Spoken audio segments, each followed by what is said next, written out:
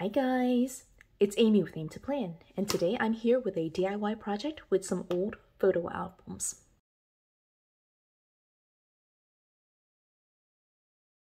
For some reason, I can't say photo albums today. I don't know. It's the end of the semester for me, and so videos will, for the next week or two, be kind of sporadic. I am recording videos as I can get to them, but I am like heavy into my grading period. I've got like somewhere in the range of like 150 papers to grade between now and like a week and a half from now. So I will be busy, but I am also like trying to wrap up things personally, just clean up my space, get organized, do all the things. So recording videos for YouTube will be lower in priority, so I will record videos as I can. But I just wanted to give that update before we dived into this project. One of the things that I am organizing right now are all of my old photos. Again, I cannot, for whatever reason, can't say old photos. Anyway, I'm organizing my photos right now, and a couple of things that I've noticed with my old photos is that I have like very old photos in like some interesting kind of containers. They're not containers, like albums.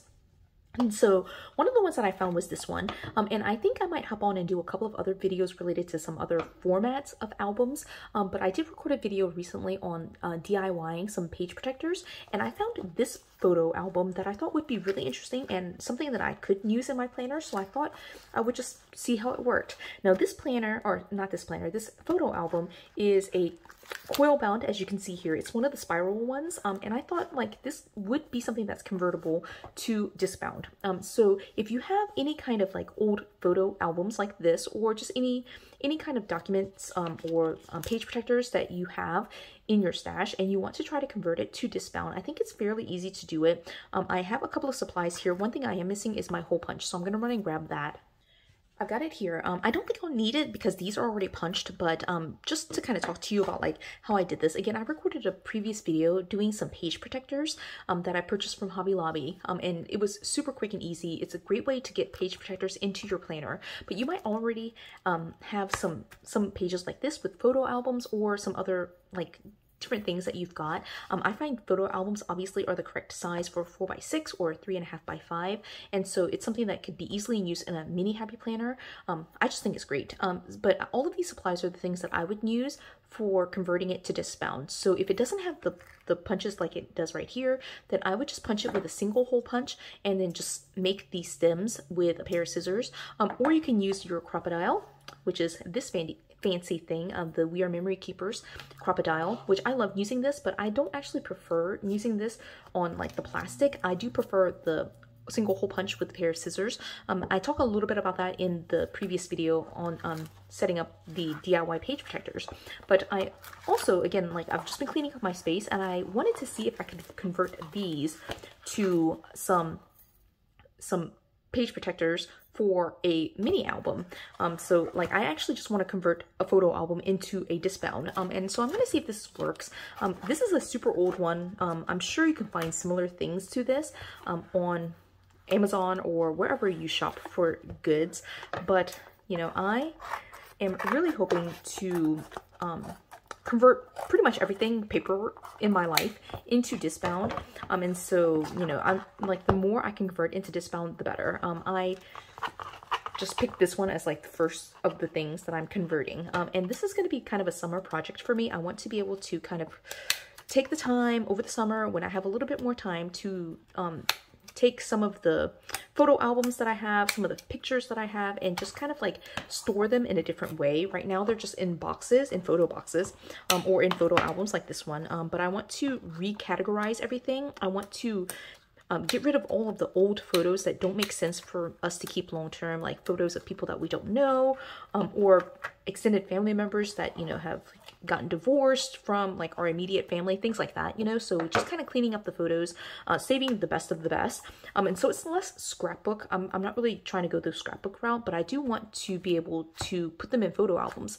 But one of the things that I really love about the Discbound system is that I can move pages in and out, remove them, add pages, that kind of thing, and so I don't have to worry so much in this process of organizing my photos with making everything chronological. I can just kind of stick it in here, and then I can just move them around chronologically if I need to. So that's kind of where my thought process is right now with this kind of like big project of organizing all of our photo albums. I just wanted to explain that, you know. But again, this is like the first step here. You can see I'm really struggling here, but I am trying to cut off these pages from the coil bound. And in fact, this is the cover, and so it's a cover with like these papers, and then the papers were part of like the wraparound here, so that's kind of what I did, was just cut it so that way it was just a coil bound. Like now it's essentially a spiral, and so I don't think I'm going to keep these. I don't know that I would save these. I really just want it to be a Discbound system. And so for coils, I have a video like from several years ago where I was uncoiling a couple of things. These spiral coils, the best way that I have found to do it is to cut off one of the ends, one of the pieces that kind of holds the spiral in place. And then all you do at that point is just kind of roll it off the coil. You do have to, well, you could probably do both, but I really just kind of bend this side of it to pull that coil through. It actually needs to go this way, but I just turn it so that way it can be coiled around. This is kind of how you do it for like Erin Condren coil bound planners, or if you have spiral notebooks that you want to unspiral. Is unspiral a word? I don't even know. But then you just kind of twist the spiral off. And again, I trim off one side, and then this side I unspiral in that direction. And these are plastic sheets, so they're a little bit harder just to kind of manage, but like with paper, like with spiral notebooks, I love doing this. And then I can just kind of have a stack of loose leaf papers at that point. It does have the spiral holes in it, but I really honestly just have learned to ignore all the extra punching that is involved with spirals and just converting it from spiral to other things. So yeah, and now I've got all these pages. Now again, my goal is to kind of create a better system, a better kind of organization for our photos. And this is the first step. I think that I want to make it kind of be like less like, I don't want it to necessarily have to be cohesive. I can use different mixes of sheets and things like that. It just has to all kind of be on Discbound. That's my goal. But I want to try one sheet. That's really my goal here. I brought my planner. That's what this nice little thing is. It's also like really nice to have it against the black. But I did want to kind of compare it in terms of the holes here to what is already on here and see if it matches up. You can definitely use a ruler. If you don't know the spacing between the discs for the Happy Planner or an inch apart, I'll actually bring a ruler so I can show that to you.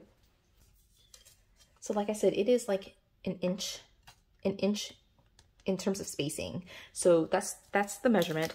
For this, it does not follow that same pattern. So I like to measure it like basically from the middle of the circle to the next, and you can see all of the 1 inch markings are like off. So what that means to me, if it doesn't match up like that, that means I can just kind of do my own thing in terms of punching it.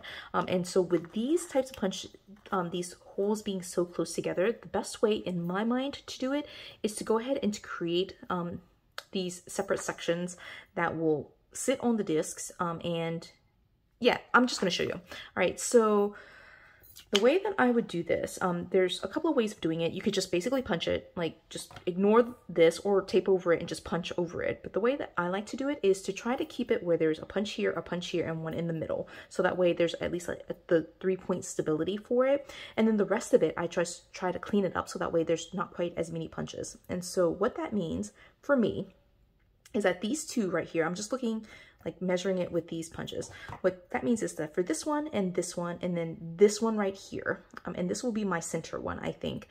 This one that's right in the center, I'm going to go ahead and create the stems. Right, and it was this one, so I'm just gonna cut those stems.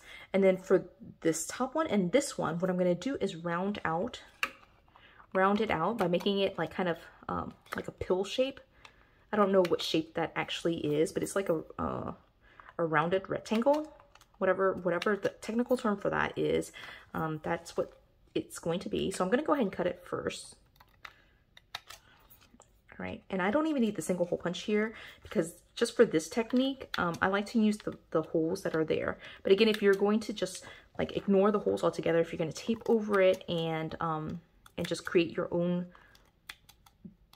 punches, then I would recommend using the single hole punch just because of the thin plastic. I just think it's easier to work with if it's that thin plastic to use a single hole punch and not jam up your more expensive punches like the Happy Planner punch or the crocodile. All right, and so, like I said, I am going to keep this one right here, and then this one right here, and this one right here. I've now created it where it's like these giant, like whatever shape technical term it is, right? And so that means that right here, I'm going to just trim this off so that way there's a stem here. And again, I'm just like estimating it. You can definitely use a pair of like a Sharpie or something like that to mark it. But that one's punched, this one's punched, and then I need to punch this last one right here. Or like create the slit, the stem, right? And so that is it. Now, before I go anywhere else, I'm going to go ahead and stick it on here so you can kind of see it. That's what it looks like with just those three. Now, clearly it's not going to sit on these other discs, this one or these two. And so what I do at this point is just kind of get rid of them all together. I'm going to cut it like this.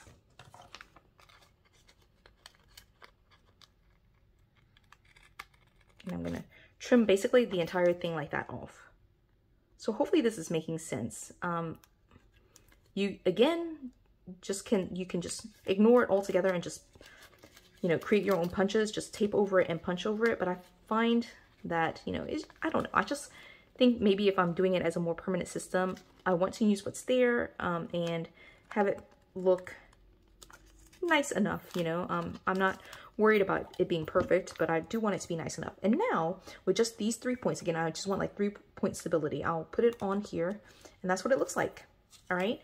And if it doesn't turn easily, part of the problem will probably, well, the problem will be that it's not exactly aligned with what you've got here. So you will have to either extend the stems or just kind of adjust like the measurements here.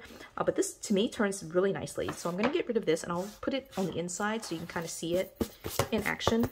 Hello. I've got like little pieces of plastic everywhere. All right. So I'm going to put it here on the inside. And again, that's what it looks like. All right. So yeah, that's pretty much it. And now I have all of these like page protectors that I can use to store photos. Again, my goal is to organize all of my photos and just kind of get them done. Yeah. Do you like the look of that? I personally am okay with like having the additional punches. So this is, I don't know if I love that. I'm going to try it the other way and just see how it looks. And actually, in fact, I'm going to bring my Happy Planner punch. I'm bringing all the tools today, but I'm going to bring in my Happy Planner punch and punch this to see if it works. Do this at your own risk because the Happy Planner punch, as you may or may not know, tends to be fairly finicky. I like to line it up so that way it's centered. So even if it's not centered on the discs themselves, it's centered on the sheet of paper. Or like it's just centered to itself. I don't know if that even makes sense. I feel like I'm in the middle of grading and it's just like a foreign language at this point that I'm speaking. But now I'm going to punch it. Oh, whoa, I just almost like damaged my punch by dropping it.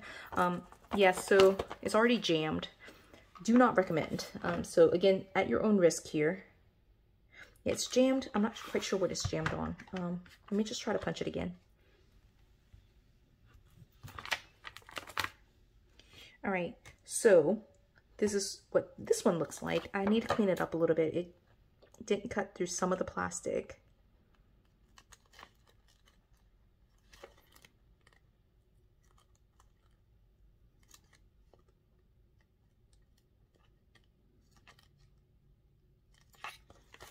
All right. Like it didn't cut through a lot of the plastic. Okay, let me try my best here. I need to probably also sharpen my Happy Planner punch. There is that. Okay.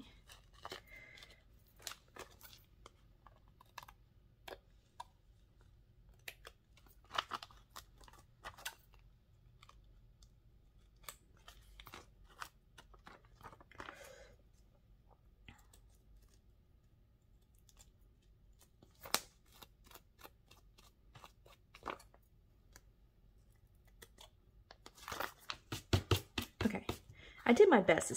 There's still lots of plastic kind of hanging around. There's still a lot. Why is there so much plastic? It's definitely not a clean punch. I'm trying my best here to clean it up. Oh, there's lots of plastic. A lot of plastic. Okay. So this is what it looks like. This is what it looks like punched with a Happy Planner punch. This is what it looks like when I basically took out the punch. And I've got to be honest, I like it like this more. That's just my personal preference. I just think it looks kind of weird like this. Maybe that's just me. But again, like going on the discs, I think it turns just fine, right? It does fall off quite easily. Again, it's thin plastic, so I mean, there is that. But let's see.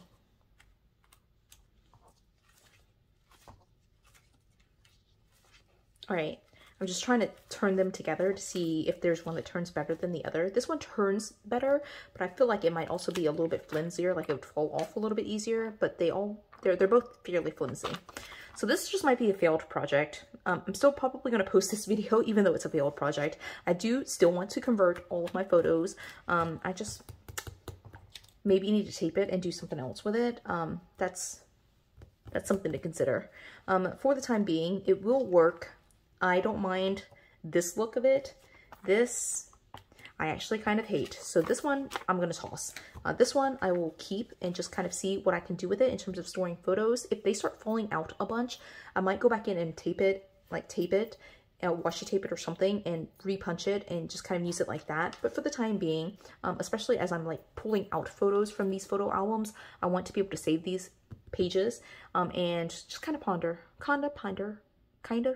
Let's just think about what I want to do with these pages. So yeah, I don't know. This was not a successful DIY. Some of them are not successful, but I still hope that you've been able to get some inspiration for thinking about like going outside of just your planner for Discbound. There are things that you can do with photos, with like documents, all the things can be converted to Discbound. Some will be less successful than others, but I still think it's a valid attempt to try. So I hope you enjoyed this video. If you did, give it a thumbs up. If you haven't done so already, subscribe to my channel, and until the next video, bye guys.